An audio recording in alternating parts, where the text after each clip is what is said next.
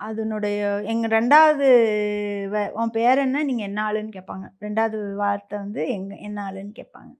அது வந்து தவறுனோ, அப்படி கேட்கறது வந்து அது ஒரு இயல்பா வாழ்ற வாழ்க்கை. எங்க ஊர்ல கோவில்லயே சாதி உண்டு. முதல் 4 ரோல யார் உட்காரணும், எல்லாமே வந்து நிர்ணயிக்கப்பட்டது தான்.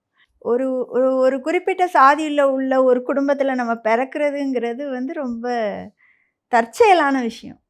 இல்லையா? நம்ம வந்து அதுல நம்ம பிறப்ப எப்படி நம்ம வந்து நம்ம நிர்ணயிக்கிறது தீர்மானிக்க இல்லையோ, முடியாது. அது மாரி இதையும் தீர்மானிக்க உண்மை. முடியாது. ஆனால் ஒடுக்கப்பட்டு அத வந்து பார்க்கறது இருக்கு இல்லையா? அது ரொம்ப துயரமான ஒரு விஷயம். உண்மை. அது நீங்க இத்தன வருஷம் நீங்க ஆக்ஸ்ஃபோர்ட் ஆஃப் தமிழ்நாடுன்னு சொல்லிட்டு திருநெல்வேலிய சொல்றீங்க, பாளையங்கோட்டைய சொல்றீங்க. அங்க இன்னைக்கும் கோபாலசமுத்திரம்ங்கிற கிராமம் வந்து மேல் கோபாலசமுத்திரம், கீழ் கோபாலசமுத்திரம் தான் இருக்கு. மேல் கோபாலசமுத்திரத்தில உள்ள பிள்ளைங்க பெஞ்சில உட்கார்ந்துருக்காங்க. கீழ் கோபாலசமுத்திரத்தில உள்ள பிள்ளைங்க தரையில உட்கார்ந்துருக்காங்க.